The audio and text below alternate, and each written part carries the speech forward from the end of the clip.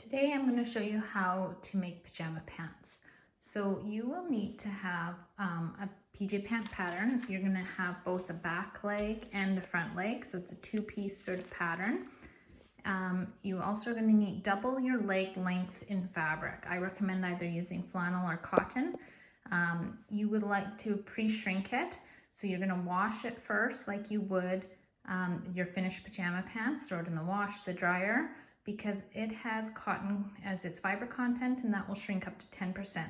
So you don't want to cut out your pattern pieces and then wash the fabric, or you're going to get capri pants instead of full-length pajama pants when you're all done. I've also picked a fabric intentionally today that has what's called a nap fabric. It's a one-way design, so I have all these hockey players and maple leaves facing up, and so you don't want on one leg the hockey players to be upside down. So I'm going to teach you how to lay out a pattern also on napped fabric. Another thing to be mindful of is these maple leaves are almost like a stripe. And so when I fold my fabric, and I'll talk about folding fabric in just a sec, you can tell that my maple leaves are right on top of one another. And so they're not pulling or skewed. So that I'm going to also try to teach you how to line up a stripe, or in this case, the maple leaves down the side seam, so they just look a little bit more finished and professional. Okay, when laying out your fabric after it's been pre-washed, you are going to line it up, and I tell my students that we want to make it look like a long skinny hot dog bun versus a wide fat hamburger bun. And what that means is that you have two edges of your fabric, and they're called your selvages. And so one is sometimes very distinguishable, like this edge with the white bind edge. It's a semi-finished edge that runs the length of your fabric, okay, so all the way down. And then when you lay it out, the two selvage edges will come together and match, okay? And you don't want them to start to drift apart like this, and you don't want your fabric to bubble. You should have selvages matching selvages all the way down like this, and then it should be smooth going across. Okay, and so what this does is it makes the lengthwise grain of our fabric go down our leg. The lengthwise grain always goes down our body because the crosswise grain, even though this is a woven fabric, a flannel, and it's not stretchy, in the crosswise direction, it has a little bit of give. And so we want those threads going around us so that when we bend and sit and move in the crosswise direction and expand, that's working in our favor. Okay, so go ahead and lay out your fabric like a long skinny hot dog bun, matching your selvages all the way along like this. Okay, once you've laid out your fabric, it is now time to grab your pattern. I have the front leg here. You want to do a quick check and hold them up to yourself, kind of folding down approximately 2 inches along the top here. This is your waist. And then seeing if the bottom is long enough while you put them up to your leg. You cannot make your PJ pants longer. We can definitely hem them. But if an inch or two is necessary, if you have long legs, you will want to make that change and make an addition to the bottom of your piece before laying out on your fabric. Okay, these are a great length for my boys. So I'm going to now go ahead and show you how to measure sort of grain line. So on a pattern piece, this is a trace pattern piece, but there's typically a long line that runs the length of a pattern piece, and it's called your grain line. The other one, pattern symbol, would be a place on fold. There's only those two pattern symbols. You either are placing the piece on the fold like a t-shirt so that you don't have the seam down the front of you, or there's a grain line piece, which is a cut two, because you will want a left leg front and a right leg front. So when we have grain line, we can't just put our piece on our fabric wherever we want it, okay? Again, those lengthwise threads play in a role. And so we want to start measuring from one side of the grain line to our selvage. And let's just say, and I'll show you that in 1 minute, if this is 10 inches, this side from the grain line to the selvage has to be 10. So that my grain line is perfectly parallel to my selvage or to my fold, whichever one's closer. And that ensures that your PJ pants will hang nice and straight and not twist around your leg. Grain line is very important that the finished product and garment will hang and not pull. Okay, so I'm going to go one step further. If you had a solid print or just a print that doesn't really have a stripe effect or plaid, then you would just go ahead and skip this quick step to your grain line. But I'm going to put my hem of my pants right along the bottom edge of my maple leaves. Okay, that's going to be a guide, because then when I pin my back pant leg, I'm going to also place the hem of my bottom along the maple leaves, so that when I sew the side seams, all these sort of striped maple leaves should line up. Okay, so I'm going to just kind of put down so my hem's along the bottom right there. And now I'm going to focus on my grain line. So everybody has to measure grain line. So you need a tape measure and some pins. And so what you're going to do is you're going to put your tape measure at the edge of your grain line like this. And you're going to measure down to the bottom of your selvage. And so sometimes I tell my students, let's not count eighths. They're, you know, tiny. So if I actually move my tape measure to 9 inches right along the edge of my selvage, I can kind of bump my pattern piece up just slightly there. And so that it's right at 9 inches. My hem is still along my maple leaves. I'm going to add a pin right where that bottom of the grain line is to hold that in place. Now, again, this measurement could have been 12 inches. It could have been 8 inches. It doesn't matter. What matters is it's the same as that side. So we made our grain line 9 inches to our selvage. Therefore, when we come down, this is always our second pin. I'm going to put, it's easier to put your tape measure right on your selvage edge here. So we're going to put 9 inches right there. Then I'm going to move my tape measure up.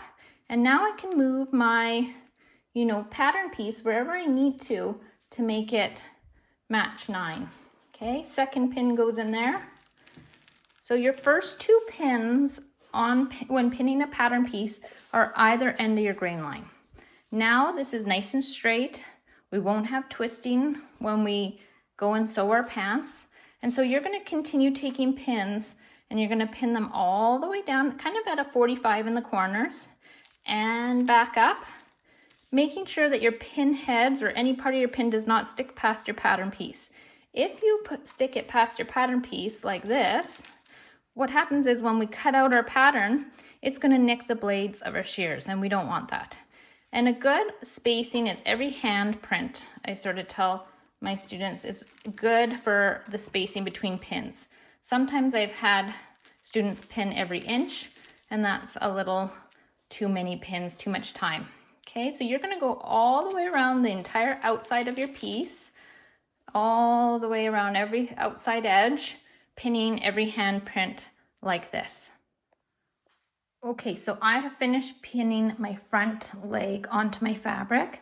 As you can tell again that my waist is up here and my hem and the bottom of my pant leg's there. Therefore, all my hockey players will be facing the right way when these PJ pants are worn. Now, don't cut this piece out yet, because it's a big mistake to assume you have enough fabric for the second leg. Let's just say you were a little bit short on fabric, you pre-washed it, shrunk up more, and you didn't quite have enough. Then you could really look at the length of your leg and such, or the rise, and tweak it to fold up a little bit here and there to squeeze out the amount of fabric you need so that it will fit. But if you cut already, it's game over. Okay, so roll your piece up so that it is staying in place. It's all pinned in there. And drag your fabric down. And now we're going to go ahead and pin the back leg on our fabric. Okay, now it's time for our second piece. Again, if you didn't have a stripe or a plaid, you could move your pattern piece like right up until the next piece so we don't waste fabric, okay? I want to try to match my maple leaf sort of line pattern. So again, I have my hem of my back going right along the edge of my maple leaves like I did my front pattern piece. Okay, and again, my waist is up here so that my hockey players will be facing the right way, right? I don't want to put my piece like this on my fabric because now my hockey players will be upside down, okay? So that's the importance of a directional print or a one-way design. That's similar to other nap fabrics like corduroy and velvet and such. So just be mindful that those fabrics sometimes take up a little extra fabric because in pattern layouts, they might flip-flop your pieces to snuggle in together, whereas you need to have them all facing one way. Okay, so matching my bottom again of my hem. Now, this piece is a totally separate piece. So we used 9 as a guide for our first piece. This one, it could be 10 and 10. It does not need to be 9, nor will it probably be 9. So if we go from the top of our grain line here by our hip and we go down, we can see that this one is closer to 10. So I'm going to make this one 10 because again, I don't like to count the 8s. I mean, you can if you like to, but I'm going to just drag my piece in just a little bit so that from my grain line to the edge of my selvage, it's 10 inches. Okay, and then we're going to put our first pin right there to hold that measurement so it cannot move. Okay, and back up. Now we'll go down and we're going to make sure that our edges are still lined up, which they are. And I'm going to put 10 on my selvage edge here. And I'm going to put my, that was lucky, but sometimes it'll be up here, so you have to grab your piece and move it, and that's why we pin it so that side does not move. And make it 10 and put a pin in to hold it into place. Okay, and so you always just want to make sure everything looks like it's matching, which again, if for some reason I shuffled it and it came off my bottom of my maple leaves, I would correct it. And again, now you're just sort of spreading your pattern out smoothly as you go around and pinning every handprint along the edges. After both are in place, you want to get your teacher's check, or just if you're home sewing, just really check down. I do a quick check like this so I can look and see, hey, do their grain lines look parallel to the selvage, or are they a little skewed? And so once you have the check, then go ahead and cut all the way around your 2 pattern pieces. When cutting, you're not leaving any edge of fabric, okay? It will multiply that effect on each leg, and so you want to cut right next to the pattern piece when you cut out. Once you've done cutting out, you can take your pattern pieces off. I know a lot of people are like, how will I know what my front leg is and what my back leg is? Shouldn't I keep my pattern pieces on? You can compare the J's of your crotch. So this is my front. It's about, 2.5 inches deep in my J, whereas my back is like 4 inches deep. It's considerably wider. So you can just compare your J's and know the bigger, deeper J is your back because we have a bum. So that is a quick way. So I like to go ahead and unpin my pattern pieces because we're about to pin our 2 leg pieces together. So now I have them unpinned. Now, common mistake I see is that you pin 2 fronts together and your 2 backs together because they look like they match. They're the exact same shape. But if you do that, you're kind of walking penguin walk style because your front legs won't come apart. So what we want to do is match 1 back with 1 front. So for a second, I'm just going to move my front legs just to the side. And what I'm going to do is I'm going to open up the 2 backs because when we cut this, we had our fabric folded in half. So I got a left back and a right back. And I'm going to put my 2 backs good side up. Okay, so there's 1 back, and I'm going to put the other back face up too. And so you'll see, I'll just shuffle this over so you can see the U's a little bit easier. So you can see here that I have opposite legs. My J's are facing opposite directions, which is good. We don't have 2 right backs. We have a left and a right back. And now, and they're the same piece, right? This is a back, that's a back. I'm going to grab my front pieces that I had just moved out of the way for a sec, and I'm going to open these 2 up to get my left and right front, and I'm going to put it down with right sides together with the J's in the same direction. So this front will have to go to this leg because the J's are the same direction. Okay, now don't panic that they're different shapes. They are supposed to be. The back is wider and bigger. Okay, so you didn't cut anything wrong. And now I'm going to take my other front and I'm just going to simply place it good sides down here on this back leg. So again, I have a back leg and a front leg touching each other now. They're different shapes. And I'm going to start to pin just from the bottom of my J all the way down my inseam to my hem. Now, a trick is, because sometimes patterns have notches, you could have marked your notches and such, but it's a straight seam. So instead of pinning from one end to the other, I'm going to match up the bottom of my J here with a pin. And we just want to make sure that the cut edges are like matching like this, and they're not like, you know, coming apart like that. You're going to try your best to keep them matching up as best you can. Okay, so I put a pin at the top of my seam. Now I'm going to go all the way down to the bottom part of my leg, because these were traced and cut out to be the same length. And sometimes unintentionally, if you start at the top of one seam and work your way down, by the time you reach the bottom, you have, you know, a mismatch like this, and you think you cut something wrong, which you didn't. You just pulled one tighter while pinning. So now I have top and bottom pinned, and you can see this lays beautifully. So I like to always pin middles. And now, because I have my maple leaves, I'm going to peek in here and do my best to kind of see where the bottoms of my maple leaves are, and try my best to kind of pin those to match as well.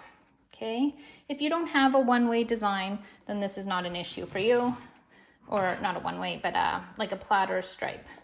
And see how I went from middle to middle, and now I'll go kind of middle here, and you just keep closing in the middles. That way things always lay smoothly, it fits in your seam, and it's a really good sort of habit to get into. So go ahead again, and every about hand print will end up having a pin just down your inseam. And you can pin the inseam from here to here on your other leg as well. Okay, your machine should be pretty similar. Again, if you need to reference my how to thread a sewing machine video, you may do so. We are just on a regular standard straight stitch. As the sewing machine sort of turns on, we are going to be following the 5/8 seam guide. So for those of you who aren't really familiar with the guides, we have 5/8 or 15, which is 1.5 centimeters. That is our standard seam allowance. If a pattern says sew front and back legs together at side seam, and it doesn't tell you what to follow, you always assume it's 5/8 or 1.5 centimeters. Okay, so again, we've pinned our inside seam good sides together. We don't want to ever be looking at the pretty side when we sew. And when we start, we're going to put in our edge right against that 5/8. We're going to lower our presser foot so that we don't sew with our foot up, because that causes an octopus of threads. And then you are going to take 5 stitches forward and 5 stitches back using your back stitch button again. You're going to get in the habit of always doing that at the very start of a seam and at the very end. Okay, so I'm just going to go and take 5 stitches forward. So 1, 2, 3, 4, 5. And then you're going to hold that button in. You can't just hit it once. You got to hold that in and do your 5 back to the beginning. Okay, once that's done, you don't need to touch that button until the very end of your seam. So all you're going to do is concentrate on following your 5/8 or 15 line all the way down the seam you just pinned. Okay, I'm approaching the end of my seam. So again, I'm still following 5/8. I stop before I take out my pin. You do not want to sew over pins. And you are going to just keep going until the very end of your seam. So I'll stop here, take out my last pin.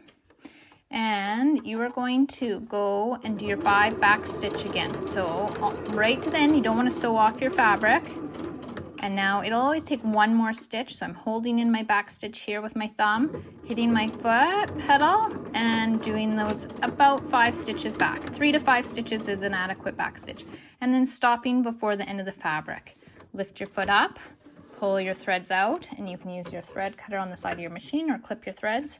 And now you have your beautiful inseam all sewn. You're going to go ahead and do that exact same step to your other leg. Okay, so you had just finished sewing the inseam all the way along one side, attaching a front with a back.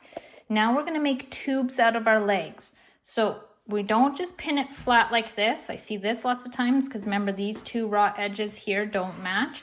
You're gonna pull that piece over so it kind of feels like it's bubbling behind, which is important. Like I said, we need more fabric on our back side.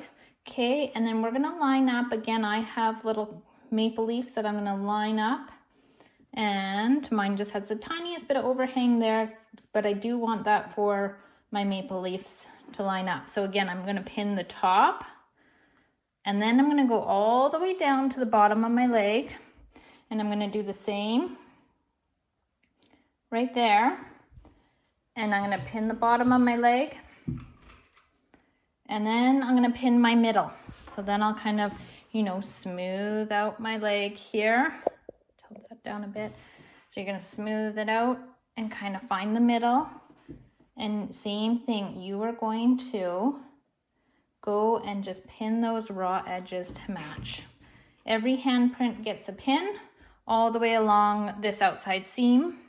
And then we are gonna start at the very top here, not along the waist. Do not sew across here. We are simply starting here, 5 forward, 5 back, going all the way down this other long edge, and 5 back, 5 forward. Okay, because this is your outside seam of your leg. I just want to reiterate the fact that we're pinning the outside leg together all the way along and making those edges match. So you will have a bubble on the back side, like this leg's bigger. So please do not cut any extra away. Okay, so you're telling the fabric to match here, nor is one sticking up past the other one. And we're gonna go ahead now and sew at 5/8 down our outside seam to create a tube out of our leg. Okay, so now you should have your two legs sewn together on your inside seam and along your outside seam only. And so I have my other leg right here as well, and they are completely, you know, separate tubes.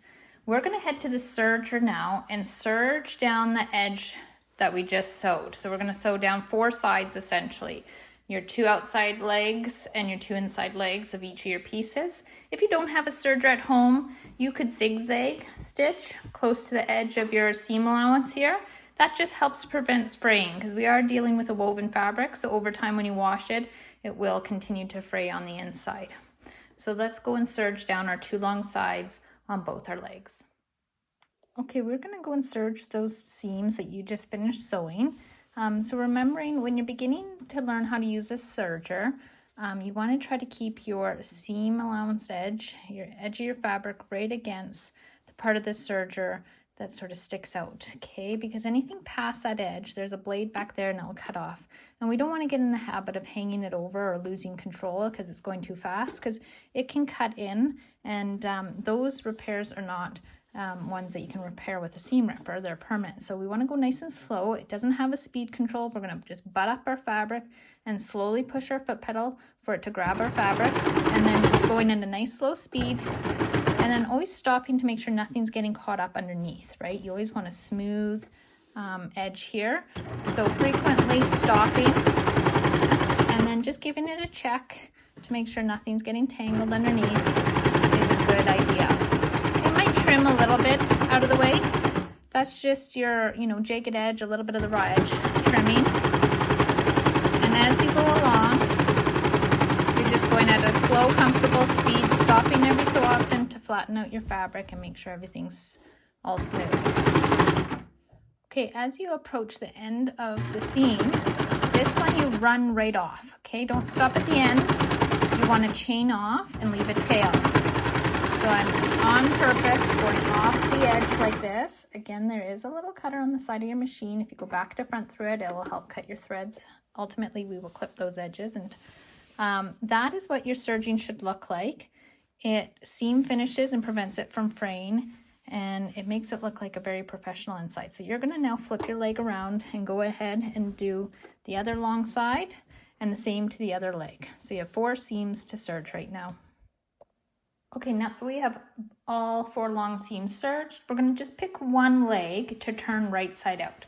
Okay, so leave this one inside out. We're going to flip this leg right side out for a second.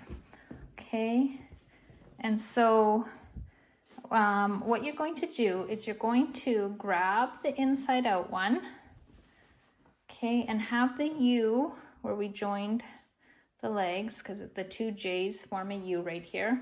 Have that at the top. So this is my inside out one, and I'm going to tuck my right side out one into my inside out one. So watch here. I have my right side out leg. Here is my U.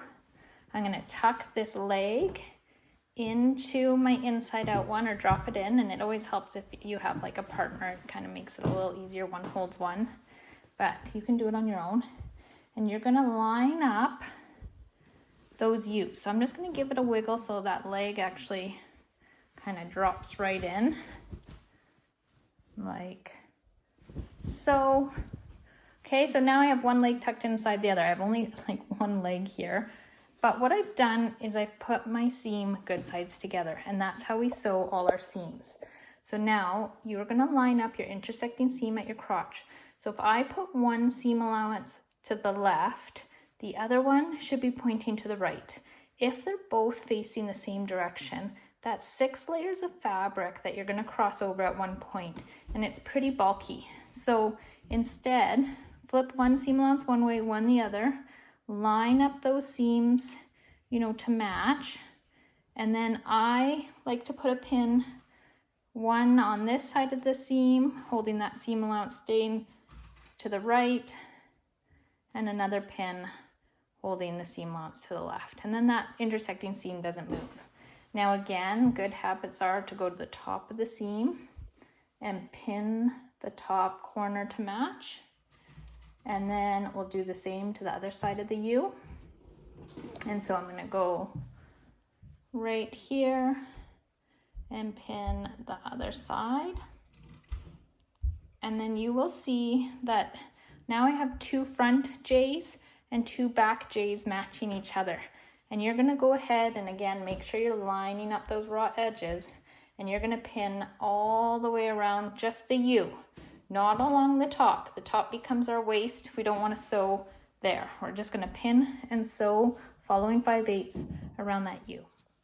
Okay, a few tips and tricks to sew this U. You have an accessory compartment that comes off like this, and all I did was I sort of slid my fingers underneath and I pulled it away from the sewing machine, and it exposes the free arm. And so this makes it easier when you're sewing like a tube or something you don't want to get caught with the front and the back. So I'm going to just tuck the back part of my U underneath so that while I'm sewing the top part, I don't get anything caught up.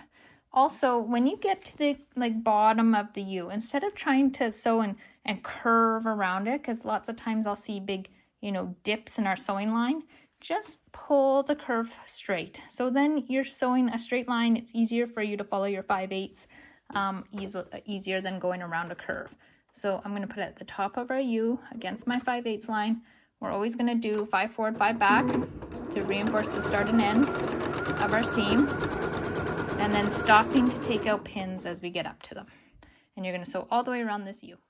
Okay, so here is where the U kind of gets tighter. So again, I'm just straightening it up. It might sort of bunch in here, but where you're sewing is still flat. And I can go around that 5/8 guide a little smoother, a little more accurate. Take out your pins. And then yes, you are crossing over this intersecting seam. So again, always shuffling your fabric to smooth it out. Okay, and try your best to let that seam allowance stay down. And we're just going right across that intersection there. And then again, pulling my U a little straight at this point to make it easier. And now once you're past that sort of deep part of the U, it straightens up and you'll have no problems going the rest of the way up. Okay, we have sewed around the U of our PJ pants. Again, we did not sew along the top. This is still open. Now you are going to go and serge the U. Again, just like when you were sewing, straightening out that curve to make it easier to feed through the serger. When feeding your U through the serger, It's easier to have it so that the U is up so you can see everything that's going on.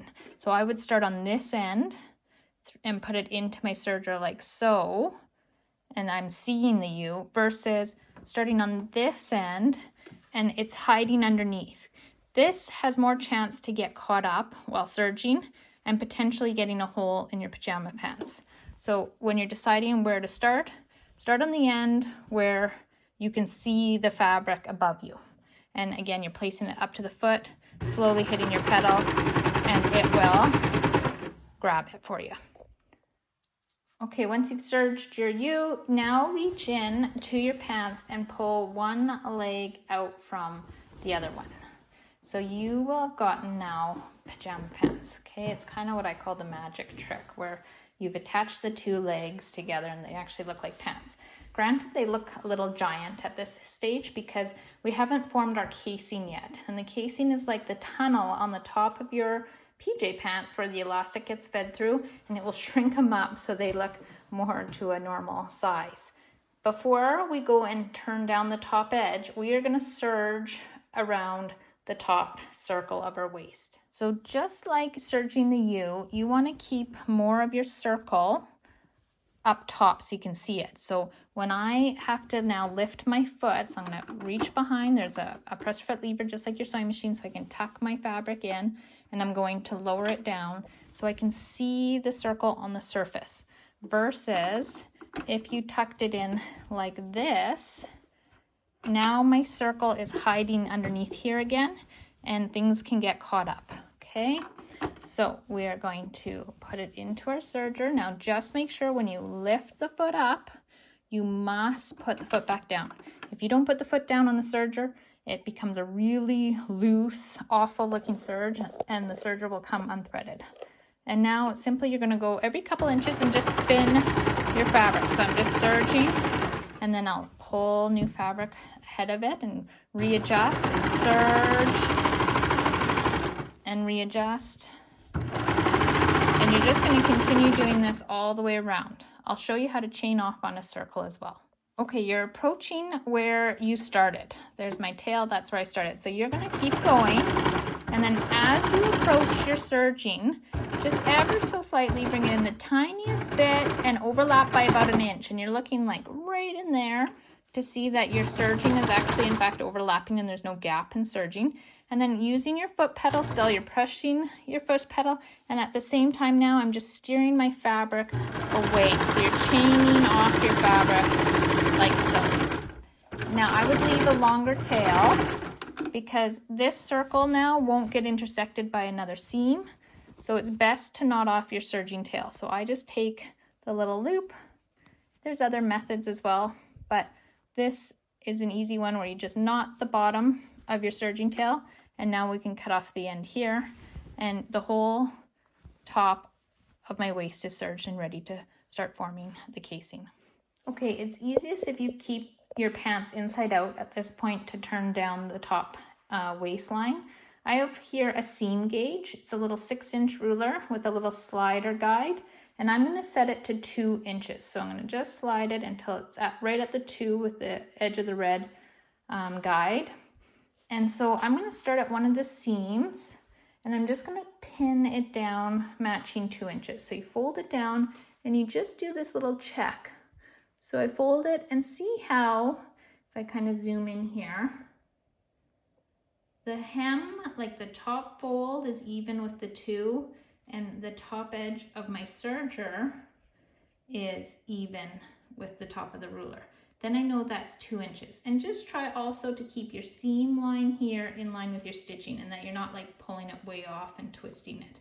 Okay, so once you've done that, you're going to pin all 4 seams first.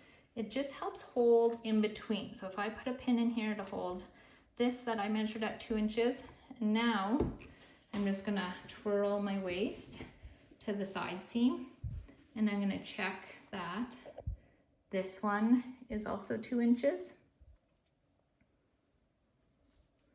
And you can kind of adjust it. There we go. And you'll get good at kind of knowing what 2 inches looks like after you've sewn a while. And then go to the next seam. You have 4 seams, 2 side seams, and the front and back crotch. Keep that seam nicely facing the same way. The reason I do all my seams first is it keeps my casing nice and pulled straight, and it makes life easier when you pin in between, because when you pin here and here, it automatically starts to stay up in between, and we just have to do some guide quick checks that in fact it is at 2 inches. Okay, so last seam, we've done 3. This is our 4th one. Good. And putting a pin in to hold it. And then I would add 3 pins in between each of these. Don't pin your circles together. It should form a circle because we have to get into our PJ pants. But go then in the middle and double check and adjust as necessary. And put a pin right in the middle. And then 1 in between each of those. You don't want your casing to move or change width, because we want it very uniform to feed our elastic through and make sure that the 1 inch elastic will fit all the way through our casing. So I've pinned sort of 3 pins in between each of my quarters. You're going to go ahead and do that to each section. Put 1 in the middle, 1 and 1. Okay, after you've pinned your casing in place, we're going to go and iron the top folded edge up here so it creases it. Now, be mindful if you've used plastic head pins like I have, do not put the actual iron on top of the plastic heads or they will melt. So you're just going to simply put the tip of the iron in between each of the pins and iron. And I have the casing wrapped around the ironing board, the pajama pants wrapped around the ironing board, so it's easier to get a smooth iron and press. So I have a press cloth here. I'd like you to use it as well. It's just a little layer of cotton fabric to protect from scorching. I have my iron on a cotton setting because flannel is cotton. So just always make sure you're matching the fiber content, and you'll be able to feel and see the pins through it because it is a bit see-through. And then once you've done that, you're just spinning your PJs around so you get a new spot, and you're just pressing in between each one of those pins so that it creases that edge and holds that really nice and smooth for us to sew. Okay, we need to leave an opening, and preferably on the back. And so the way you can tell your front from your back is for the longer J. So if I hold these 2 casings even at the top and I kind of look at my J, you can see the seam is actually coming around to this side. See, I can see that seam right there. So the back one is the longer J. It's wrapping around. So the longer J is my back, okay, and the shorter J is my front. And so I am going to take the back side of my pajama pants, and I'm just going to put in, I like to use double pins. You can mark it, but just about 1 inch away from the seam, I'm going to put these 2 yellow pins to kind of symbolize where to stop. And I do that actually to start as well, about 1 inch away. And I'll take 2 yellow pins and I just put them side by side. And so essentially I could take out that pin now because there'll be no sewing in this little section because we want to be able to insert an elastic and feed it through the casing. So when we go to our machine in just a second, we're going to start on these double pins and sew all the way around until we hit those double pins. Just like sewing that U, now we have a circle, and so it makes a lot of sense to keep that free arm exposed and the accessory compartment off because I can feed the circle around the free arm here so I don't get my pajama pants sewn together by accident. Now this time we are not following our 5/8, okay? We're gonna follow, I'll zoom in here, the edge of the black little bobbin case. And for on other machines, if you're not using this model, it'd be like at the 3.5 centimeter line, okay, or sort of, I guess, 1 3/8. We're gonna follow that edge, starting at my double pins here. And so I'm lining up my fold. So I'm just covering the bobbin release button there, okay? That's gonna be your guide. I'm gonna lower my feet or my foot and then take my pins out and 5 forward, 5 back like usual. And so we're gonna just go around. And again, the reason I chose this guide is we have to feed a 1 inch wide elastic through. So if we sewed in the middle of this, that wouldn't be wide enough of a tunnel for a 1 inch elastic. You always want to sew closer to the serged edge, but knowing that you'll catch it still. Too close to the serge, if you had any air in pinning that exactly 2 inches, you might risk not catching it, and then you'll have a little hole. So somewhere where it's a little safe, it still has 1 inch room to feed the elastic through, is ideal. And so for our sakes, when we turned in a 2 inch casing, the edge of our bobbin cover little button is a great guide to follow.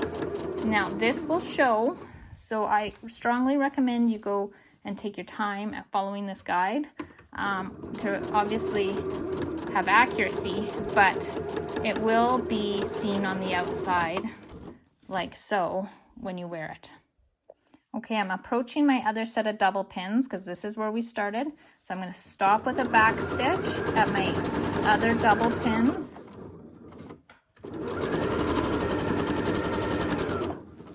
Okay, and just close enough. It's just an approximation, so don't sew over those pins, but get kind of close to them and then do your little back stitch and stop.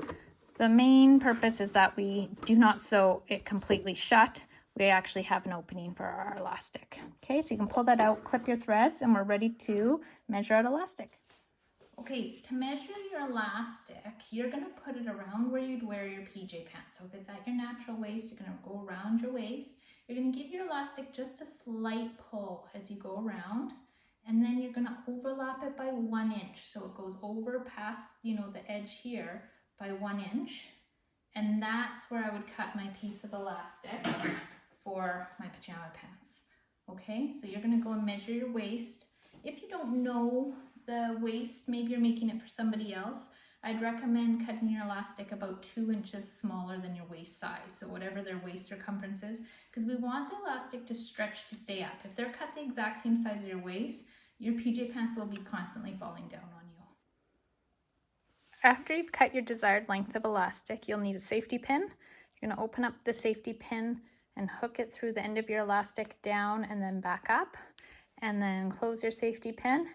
This will give you sort of a handle so that it's easier to feed your elastic through the casing. So you're going to start at the opening of your casing and insert your elastic with your safety pin. And then I always tell my students that think about the safety pin staying still. Like, you're not actually pushing the safety pin around, you're pushing the fabric up onto the safety pin. And then my thumb is holding the bunches that I've pushed up until I can't hold it anymore. And then I'm holding the safety pin with this thumb and pulling it. And again, my safety pin's always staying in front of me, and I'm pushing the fabric and holding it, and pushing the fabric and holding it, and then pushing and holding the safety pin, and then pulling it along. Now just watch that this tail is shorter than this circumference. And so you don't want to lose this tail when you get on a roll and you're feeding it through, or you'll have to start over again. So my suggestion here is that you pin your end of your elastic to your PJ pants to hold it in place, and then continue feeding the elastic around. So I put a pin in there so I can't lose my little tail. Here's my safety pin again. Now another trick is when you reach an intersecting seam, sometimes it gets blocked and stuck because it's on the seam allowance that's tucked in there. So a trick is to literally just open up your casing like this and kind of pull it, apart the tunnel, and then at the same time feed your safety pin through, and it kind of opens up where the seam allowance may have been preventing it from going through, and then it will go through your intersecting seam no problem. So you're just sort of pushing the fabric onto the safety pin and pulling, and you will start to see it all cinch up. So go ahead and do that all the way around so your safety pin comes back out through that same hole we inserted it in. Now that you've fed your entire elastic around and it pops out the other side, you want to ensure you haven't twisted your elastic through there and that it didn't flip as you were feeding it through. So sort of give it a feel all the way around that it feels flat and there's no twist, which there isn't. And so now you're going to on purpose pull that out a little longer. It makes your life easier when we sew your elastic ends together. And carefully you're going to unpin that end so that it doesn't, fling back into your casing. And I'm going to overlap my elastic like that. Okay, we never want to butt it up like this. This way we'll produce like a little nub end and it won't be comfortable to wear. So you're taking one edge of your elastic and overlapping it about that inch, because we left an inch extra when we cut our elastic. You can undo your safety pin here. And now you're just simply going to pin that 1 inch overlap together. And again, if you need more room, you can pull it out. And you're going to go to your sewing machine. You're going to sew right down the middle, like right between where it overlaps, forwards, backwards, forwards on your sewing machine to sort of reinforce that seam. Forwards, backwards, forwards. Okay, you've sewn your elastic together down the middle, and now you'll have these sort of 2 little flaps. You can go ahead and trim away just those flaps to like half the width, just so they're not so long and thick. Okay, so I've probably left about 1 centimeter behind on each of those edges, so it lays a little flatter. And then you can go ahead and pull your elastic back into the waist of your casing like such. Okay, we will do a little try on before we close up that opening, just to test the elastic and how it fits. If we needed to make it tighter, this is when we could just simply pull it back out through the opening, cut it, overlap it, whatever it needed to be taken in. Okay, so this is your try on stage. So turn your pants right side out, and then we're going to test the elastic, and we're also going to test the hem so that we can pin it up so it just grazes the floor, you don't step on them. And if there's more than 1 inch to be turned up, so once you try it on and you have someone to assist you in pinning up the bottom hem when you have them on, and let's say you had 3 inches turned up, something like that, we wouldn't pin up 3 inches and sew it. It's just too wide of a hem to hem up. Plus, PJ pants come down like a bit of a, I call it the ice cream cone. They get narrower at the bottom as they taper down. And so if you fold up 3 inches, the bottom here will not fit the circumference up here, and you will bubble and pucker your hem. So if it is 3 inches, then we're going to leave 1 inch to hem up. A 1 inch hem is a nice hem on PJ pants. So it's some simple math here. If I pinned up 3 inches, I would actually cut away 2 inches first. So I would unpin it and mark 2 inches, or use a rotary cutter and cut off 2 inches. And then we would serge the bottom circle so that we can turn up 1 inch. Okay, so test out the length, have somebody fit them and pin them up. And then I will show you how to serge around the bottom of your pants. Okay, so these are a good length, and I have only 1 inch left to turn up. So I'm going to, before I turn it up or anything, I'm going to serge around that raw edge. And this is very similar to the waist that we did. You want to keep the circle up again. So we're going to insert it by lifting the foot on the serger and wiggling it under, and then make sure you put the foot back down. And I can see the entire circle above, right? Because we're not putting it in your serger like this, where stuff is tucked underneath and you can't see it. And then you're just following that edge. And as you go around, you're going to overlap with your serging, and then just drift and serge and essentially chain off the edge. Okay, I'm coming up to where I began my circle. So I just leave my tail out because the knife will cut that off. I'm looking in the very sort of where your needle is going to make sure I'm overlapping for about a little bit, like 1 inch. And then I am chaining off. I just move my fabric slowly out of the way. This is where I would knot my end again. So I would just sort of wrap that tail, because it's a circle. It's just going to get hemmed up, never intersected. And then I put my tail through the loop. And then I hold on to my little sort of loop. And at the same time, I push that loop down so I cannot then. So this just prevents the serging from unraveling while you wash it, and keeps that end secure. Okay, so now we're going to actually turn our PJ pants inside out again. And so that we can turn up our hem using that seam gauge. Okay, we used a seam gauge along the top casing. We're going to slide our guide down to 1 inch. Okay, that's what we measured and left behind when we pinned up our hem. So again, just like the top, I'm going to start at the seam, and I'm going to line up the seam so that the seam and the stitching match, and so that my hem doesn't twist. And then I'm going to ensure that it is 1 inch. Okay, so you're finding the bottom of the red guide even with the top of the ruler, and you're measuring it so it's 1 inch wide. And then you're going to put a pin in on that seam. And then you're going to move to your other seam. And you're going to do the same thing. Okay, turning up about 1 inch and then checking it with your seam gauge and adjusting and pinning that hem in place. And now you're going to pin all the way around your circle.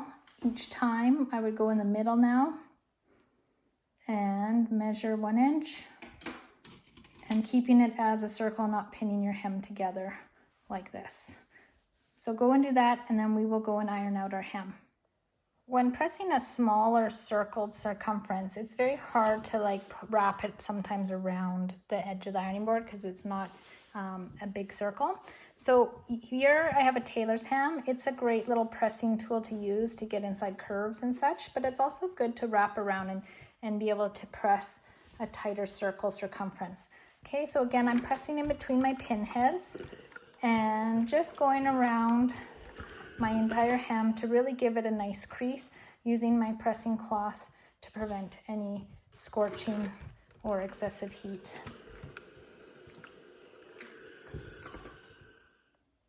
Okay, we are going to stitch our hem in place. So again, your accessory compartment comes off your machine to expose your free arm, and you try not to start in the middle of your pant leg, like some random spot like this, because you don't want the back stitch to happen right in the front of your pants so everybody can kind of see it. So what I suggest to do is find, your inside seam, so where your crotch is, and follow that inside seam down, and that will be on your inside leg, the least noticeable spot for a back stitch. So I'm going to start right on this seam. I'm going to wrap my hem around my machine like this.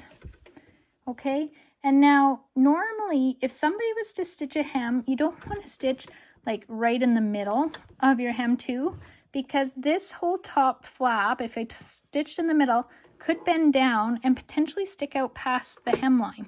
You always want to find a guide on your machine that stitches closer to the serging than it does to the fold, but we're always following the folded edge, but something that will follow closer to the serging. Okay, and so on this machine right now, I'm going to make it go right to the 6/8 line here. Okay, so the edge of my metal meets plastic. You could do 5/8 as well. It would be okay. It's almost just over half. I'm going to do 6/8, so where the metal meets the plastic. Okay, and so 5 stitches forward and 5 back, and then just all the way around. You're kind of twirling your fabric, stopping to take out your pins as you go, and then kind of pulling the hemline towards you so it's smooth. And you're going to sew all the way around both of your hems, always starting on your inside leg seam. Okay, it's time to close up that little opening that was still in our casing from inserting our elastic. So you're going to put it into your machine again where the opening is. You're going to overlap your stitching by about 1/2 inch. So we were following that black button of our bobbin release. So same thing, you're going to put it so that your stitching is right in between the paddle. And so you're overlapping your stitching there. Okay, and then as you sew, you're going to give it a little stretch because you don't want it to, because it has the elastic in there, bend over and pucker. So you give it a little pull as you go so it lays smoothly. Again, 5 stitches forward, 5 back, and then going straight across, following your bobbin cover, little button edge, and then watching that your stitching line is going right between your paddles so you can overlap your stitching as best you can, and then 5 back, 5 forward when you've overlapped. Okay, one last step that I like to show you is just to prevent our elastic from twisting. So when we pull our pants right side out, I'm just going to clip my last few threads here so we don't leave any random threads on the inside of our pants. When we flip our pants right side out, at the top of the elastic at our side seams, so I'm just going to flip the other leg here. Okay, So when you're looking at your pants, I'm going to zoom out a little bit here so you can kind of see. Okay, so you have your pants, give them a couple stretches so all the even like gathers along the top are there. And then just at your two sides, so here's my little legs right there. Just at the two side seams here and there, you're going to find your seam. And we're just going to sew down the seam. It's kind of called stitching in the ditch, where we're going to take 5 forward, 5 back, go all the way down to where your stitching starts, 5 back, 5 forward. So we're really only stitching for just over an inch, okay, right in that little ditch area. Okay, so you're just going to put the fabric and your casing underneath your foot, right on top of that seam. So if I can kind of zoom in here as best I can, I want to show you that my seam line is going right between the paddles of the foot, and I'm just going to take 5 stitches sort of forward, or up 3, and then back, and then you're going to sew all the way down to your sort of your stitching line of your casing and do a little back stitch. Okay, so I've really only stitched for just over an inch, right in the ditch there. Again, it's just attaching the elastic to the casing so that when you wash it, your elastic can't flip on you and get all twisted up, because that's annoying. You don't have to do this to all 4 seams, just your 2 side seams. So I've done one, and now I'll move it to the other side, and I'll put it right into where the side is there, and lower my foot, and do the same down this one. It's stitching in the ditch. Ta-da! You are done your pajama pants. Go ahead and check for any random threads, maybe on the hem or on the inside, and make sure they're well pressed, and you have yourself a beautiful, comfy pair to enjoy and relax in.